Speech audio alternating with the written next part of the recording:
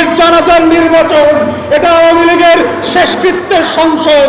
শেখ হাসিনাকে সতর্ক করছি, যদি মনে করে থাকেন কোটি কোটি মানুষের নিশ্চুপতা নীরবতা আপনাদেরকে অনুমোদন দিয়েছে, বোকার স্বর্গে বাস করছেন। এই সংসদ জনতার সংসদ না, এই সংসদ স্বাধীনতা যুদ্ধে রক্ত দিয়ে বাংলাদেশ গড়ার সংসদ না। এই সংসদের জন্য দেশের লক্ষ লক্ষ মানুষ জীবন দেয় নাই। একদলীয় সংসদের জন্য দেশের মানুষ রক্ত দিয়ে গণতন্ত্র কায়েম করে নাই। এই সংসদের জন্য বাংলাদেশের হাজার হাজার কোটি কোটি মানুষ রাস্তায় বাঘের মতো পশুর মতো জীবনযাপন করছে, পলাতক আসামির মতো জীবনযাপন করছে। আপনারা দেখেছেন কারাগারে 47,000 বন্দীকে ভোটের পোস্টাল ভোটের কার্ড দেওয়া হয়েছে, মাত্র 10 জন ভোট দিয়েছে।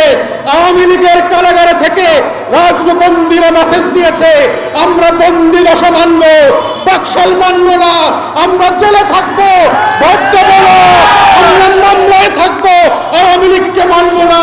এটার মধ্য দিয়ে নর্থ কোরিয়া মডেলের যে নির্বাচন আমরা অস্বীকার করছি।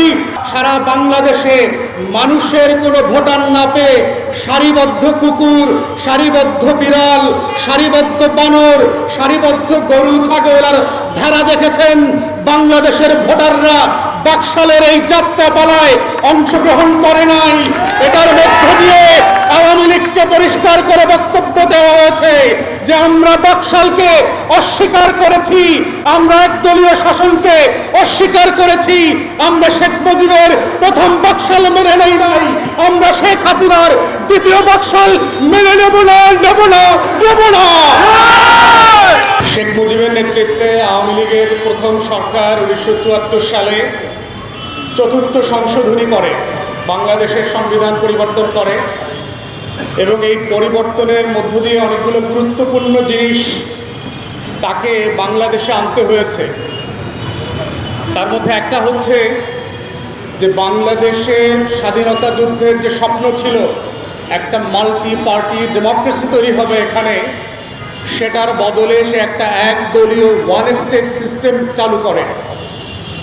এবং আওয়ামী লীগ এত বড় একটা অভিশপ্ত দল যে সে তার নিজের অস্তিত্বকে বিলুপ্ত করে দিয়ে কিছু পতিত বাম কমিউনিস্টদেরকে সাথে নিয়ে একটা একদলীয় বাকশাল কায়েম করে। এবং কায়েম করার মধ্য দিয়ে কি কি হয়েছে দেখেন বাংলাদেশের ইতিহাসে। 1971 সালের 17ই এপ্রিল আমাদের স্বাধীনতার ঘোষণাপত্র পাঠ করা হয়েছিল প্রবাসী অস্থায়ী মুজিবনগর যে সরকার ছিল তাদের পক্ষ থেকে।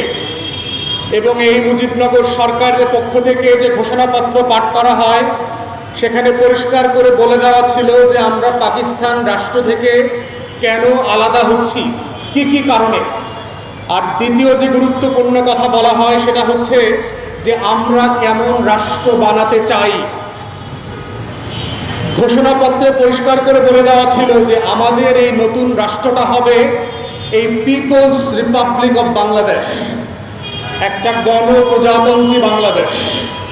এটার মানে হচ্ছে যে এই রাষ্ট্রটা কোনো রাজা রানী, কোনো ব্যক্তি, কোনো পরিবার এই রাষ্ট্রের মালিক হবে না। এবং আমাদের সংবিধানে বলে দেওয়া আছে যে আমাদের এই রাষ্ট্রের মালিকানার প্রশ্নের কথা আমাদের প্রিয়াম্বলে বলে দেওয়া আছে উই দ্য পিপল, বারবার বলা হয়েছে যে উই দ্য পিপল। এখানে শেখ পরিবারের কথা বলা হয় নাই, এখানে আওয়ামী লীগের কথা বলা হয় নাই যে কার জন্য মানুষ যুদ্ধ করে এই রাষ্ট্র বানাচ্ছে। সেখানে জাতীয় সংগ্রামের প্রশ্ন যখন আসছে সেখানে বলা হয়েছে যে বাংলাদেশের 7.5 কোটি মানুষ তার সম্মান, মর্যাদা, স্বাধীনতা, সার্বভৌমত্বের জন্য এই লড়াই করছে এবং এই লড়াই চালিয়ে যাবে। তো আমরা স্বাধীনতার ঘোষণাপত্রে যেটা যেটা দেখলাম যে একটা নতুন রাষ্ট্র আমরা কেন বানাচ্ছি, আমরা কেন যুদ্ধ করে লড়াই করে রক্ত দিয়ে পাকিস্তানের সাথে পাকিস্তান থেকে আলাদা হলাম, সেই প্রত্যেকটা লড়াইয়ের রক্তের সাথে বেইমানি করে আওয়ামী লীগের প্রথম সরকার শেখ মুজিবের নেতৃত্বে 1974 সালে 4র্থ সংশোধনী করে। এবং এই সংশোধনী করবার মধ্য দিয়ে আমাদের স্বাধীনতার ঘোষণাপত্র 72-এর প্রণীত যে সংবিধান ছিল প্রত্যেকটা সংবিধানের ধারা এবং উপধারার সাথে তারা বেইমানি করেছে। এবং 75 সালের ফেব্রুয়ারিতে বাকশাল নামক নতুন রাজনৈতিক দল করে বাংলাদেশে যে একটা বহুদলীয় গণতন্ত্রের স্বপ্ন ছিল, ওয়াদা ছিল, সেই ওয়াদার সাথে তারা বেইমানি করেছে। আমরা একইভাবে দেখলাম বর্তমান বাংলাদেশ সরকার আওয়ামী লীগের নেতৃত্বে 2011 সালে তত্ত্বাবধায়ক সরকার বাতিল করে দিয়ে বাংলাদেশকে আবার একটা নতুন একদলীয় শাসনের পথে নিয়ে গেছে। এবং আপনারা দেখেন 1914 সালে আমরা ভোট দিতে পারি নাই, 1918 কেউ ভোট দেয় নাই, রাতে ভোট কাটা হয়েছে। প্রিয় দেশবাসী, বাকশাল রূপী একদলীয় শাসন পৃথিবীর যে সকল দেশে আছে আপনারা জানেন।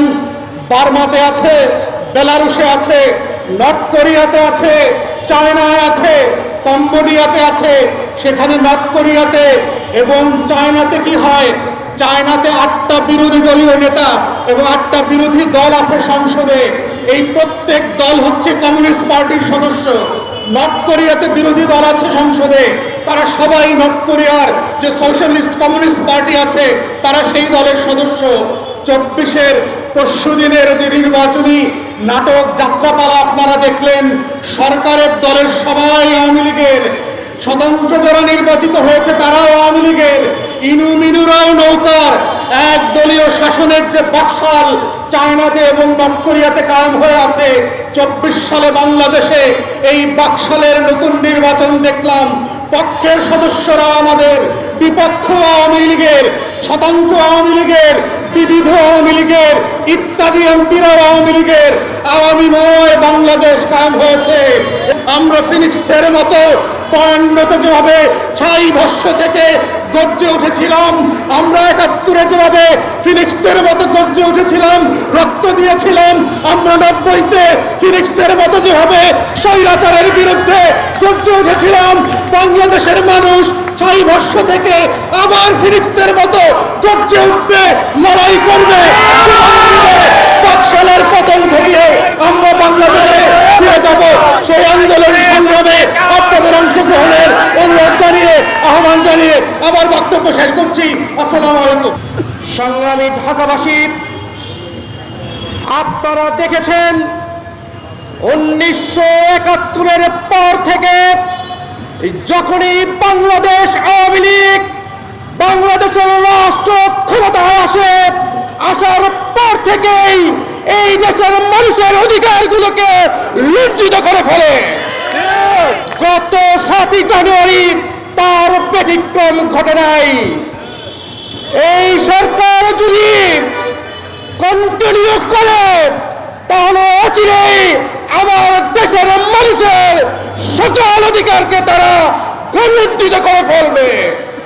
আর তাই আজকের এই সমাজ থেকে শপথের পূর্বে এই সরকারের বিরুদ্ধে ডাইরেক্ট অ্যাকশনের কর্মসূচি ঘোষণা করতেছে।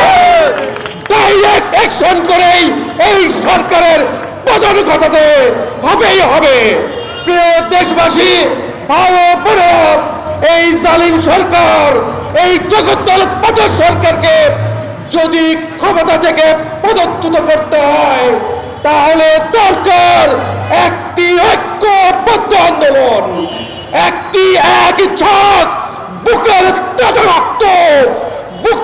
তাজা রক্ত দিয়েই এই সরকারকে উৎখাত করে ছাড়বে ইনশাআল্লাহ।